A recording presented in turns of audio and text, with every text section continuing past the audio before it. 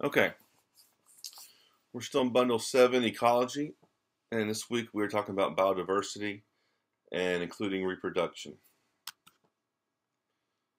Okay, first off, I want to make sure you understand these notes are due on Friday. You need to try to get them done before then and put them in your notebook. Let's start with biodiversity. Biodiversity basically stands for biological diversity. It is basically the number of different species of plants and animals in an area. Diversity means different. So biodiversity is the different types of plants and animals. A healthy ecosystem exhibits biodiversity. The more species of plants and animals you have in an ecosystem, the better it is, the longer it'll survive. And if a few of the species dies because of lack of food or disease, you have other species that still survives. Okay, so the greater the biodiversity, the greater the chance of sustainability or survival. I have a little video here I want to click on about biodiversity.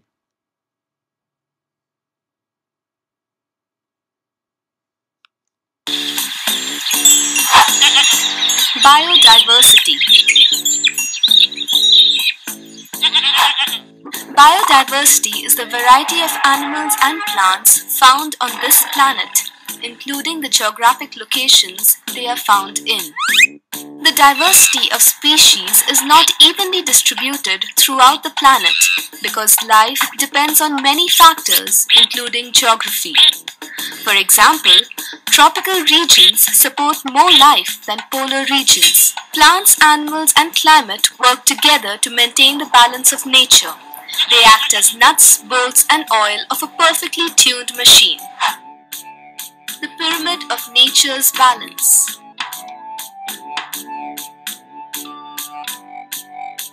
Biodiversity is important for sustaining life on Earth because it prevents any one species from throwing the balance of nature out of order. Snakes are not a welcome presence in our lives, so we fear them and try to get rid of them. One of the many things that snakes feed on is rats. If we were to kill all the snakes, we would end up having a terrible rat problem.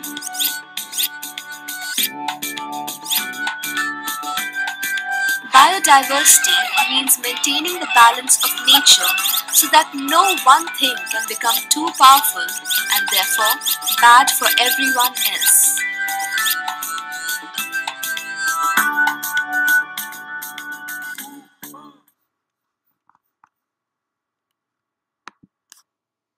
Okay, so biodiversity.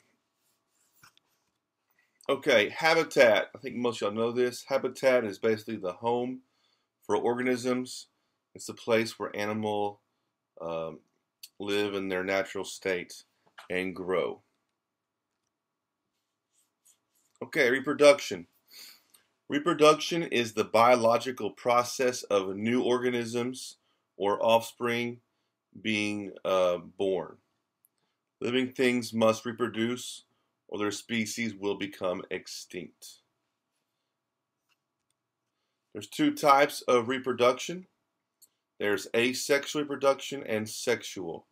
Asexual only requires one parent and produces offspring identical to the parent. That word uniform means identical. And then you have sexual reproduction, which requires two parents, and the offspring will look different or be diverse.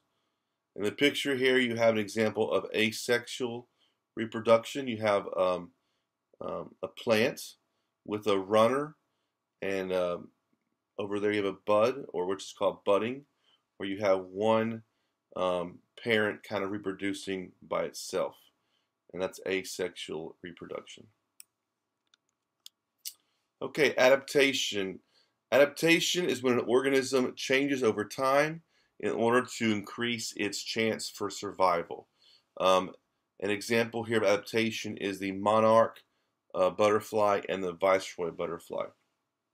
So, when this monarch butterfly, before it becomes a butterfly, it's a caterpillar, and it eats this milkweed plant, and because of that, it digests that.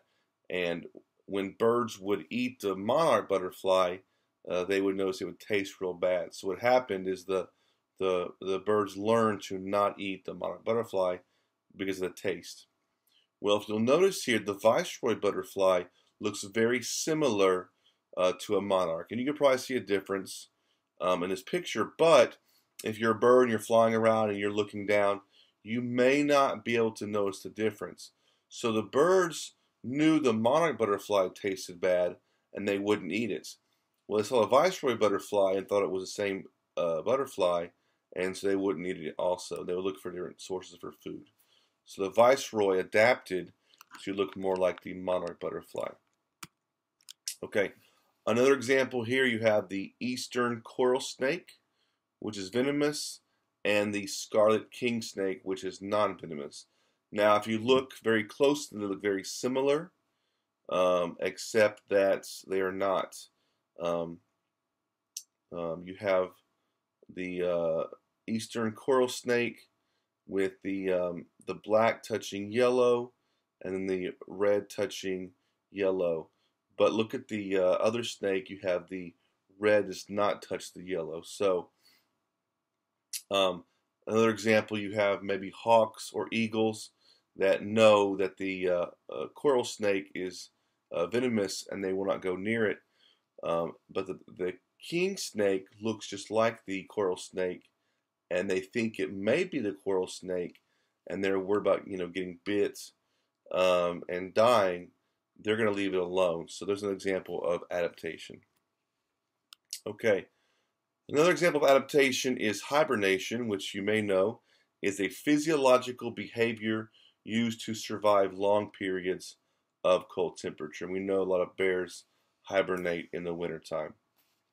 Another example is migration. Migration is the movement to a different geographical location where food is more available.